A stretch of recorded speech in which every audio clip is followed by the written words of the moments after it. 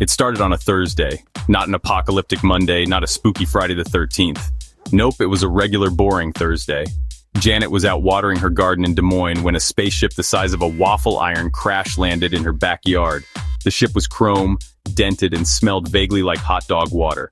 A ramp extended, smoke hissed, and out waddled three aliens wearing Crocs, sunglasses, and neon fanny packs.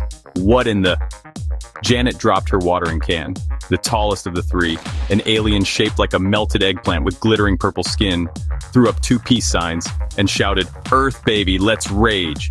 They called themselves the Zarnak Triplets, even though they weren't related, just like emotionally codependent. Their leader, Glib, rocked a rhinestone cowboy hat and a shirt that screamed "I heart corn." Plorp, the sidekick, carried a kazoo that controlled gravity, accidentally flipped Janet's car upside down. Classic Plorp.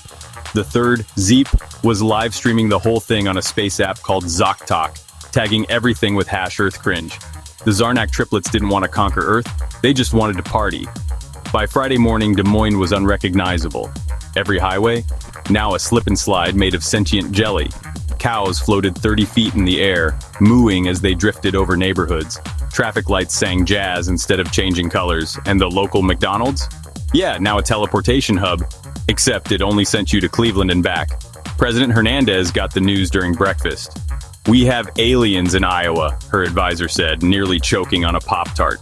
The president frowned. Like War of the Worlds aliens? No ma'am, more like Spring Break in Vegas aliens. They sent in the National Guard. The triplets thought it was a dance crew. "Oh snap," Plorp shouted, spinning midair. "The humans brought backup. Drop the beat. Boom." Tanks turned into bounce houses, soldiers forced to do the worm. A 4-star general crowned Booty Shaker of the Week. The Pentagon? Clueless. TikTok? On fire. #Zarnak Takeover hit 1.3 billion views in 2 days. By Saturday, the aliens had launched pop-up shops selling universal cereal, bootleg moonshine, and t-shirts that said, "I got abducted and all I got was this stupid shirt." People lined up for autographs. Celebrities flew in to party. Snoop Dogg dropped a track with them called Galactic Booty. Churches confused. Conspiracy theorists crying. Economists gave up. Somewhere in the chaos, the triplets solved world hunger with infinite nachos, which they pooped out like vending machines. Nobody asked questions. They were that good. But then came Sunday. Glib got sad. They were supposed to leave by now. Just a quick joyride through the galaxy. Earth was stop number 57. But Plorp lost the ship keys. He thought they were in a crater near Albuquerque, but Zeep had actually flushed them down a Taco Bell toilet for a prank video. Ship? Stuck. Janet, Garden Janet, stepped up with lemonade and emotional support. "You boys really turned the place upside down," she said as a goat levitated past her fence.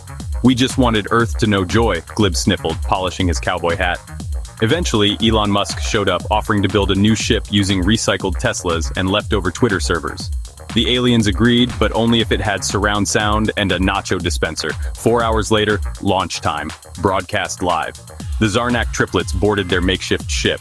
Glib glanced back at this wild, sticky, absolutely unhinged planet. "You Earthlings are wild," he said, "but we vibe." Engines fired, kazoo sounded, and they vanished into the sky, leaving behind a trail of glitter, saxophone music, and 30,000 unclaimed Crocs. No one ever saw them again. But every Thursday, somewhere in Des Moines, if you listen closely, you can still hear the faint echo of, "Let's rage!" So should I make a sequel where they come back for Coachella? Let me know in the comments.